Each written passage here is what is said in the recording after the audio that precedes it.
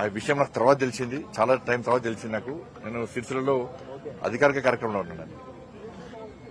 MLA గారి camp ఆఫీసులో దాడి చేయాలనే ఆలోచన మాకు లేదని చెప్పినారు.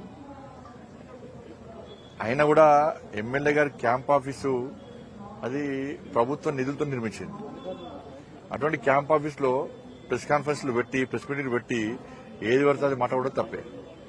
మా కార్యకర్తల సహనానికి కూడా ఒక హద్దు ఉంటుంది. దాన్ని పిరిగితనంగా భావించద్దు. ఏది పడితే అది మాట్లాడడం కరెక్ట్ కాదు. దాడుల కల్చర్ అంటున్నారు. సిగ్గుండాల కేసీఆర్ కొడుకు దాడుల కల్చరే తయారు చేసిందే బీఆర్ఎస్ పార్టీ. కొద్ది గోసపెట్టిరా మమ్మల్ని మీ అధికారం. నేను ఫస్ట్ చెప్తున్నా, అధికారం అనేది శాశ్వతం కాదు. ఉన్నప్పుడు హద్దులో ఉండాలి. మితిమీరి అహంకారంతో వ్యవహరించద్దు, రాచరికంతో వ్యవహరించద్దు. కేసీఆర్ కొడుకు సిరిసిల్ల పోతే బీజేపీ ఏబీవీపీ కార్యకర్తలను హౌతర్స్ చేస్తుండే. మొత్తం ఎట్లా అంటే ఒక రజాకర్ల పాలనకనే, ఒక చెప్పులు నెత్తి మీద పెట్టుకుని పోవడం తప్ప ఒక్కరి తప్ప మీట అన్నీగా.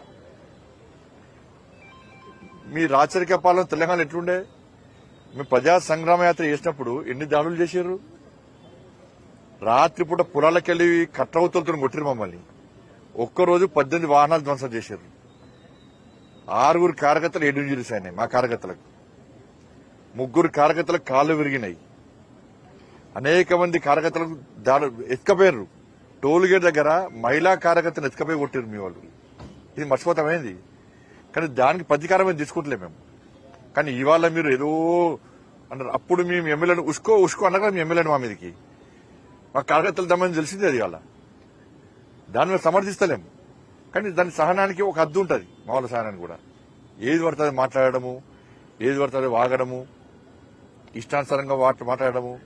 ఇవాళ నీతివంతులు లెక్క ఇక స్టేట్మెంట్లు దాడులు మామూలు చేసినప్పుడు ఏడమేరు తలకాల రోడ్డు అమ్మాయి కార్యకర్తలది. మహిళా కార్యకర్తలను కొట్టిరు. సిగ్గుండాల కొంచెమన్నా.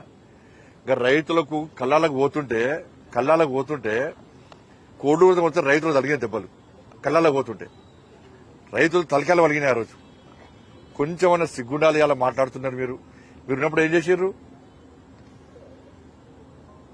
కాబట్టి నేను మా కార్యకర్తలు కూడా చెప్తున్నా, అందరూ ప్రశాంతంగా ఉండాలి. ఇవాళ దాడులు చేసే కల్చర్ మనది కాదు, దానికి దూరంగా ఉండాలి అని చెప్పి ఆల్రెడీ మా కార్యకర్తలకు అందరికీ చెప్పినా, మీడియా ద్వారా కూడా అప్పీల్ చేస్తా ఉన్నాం.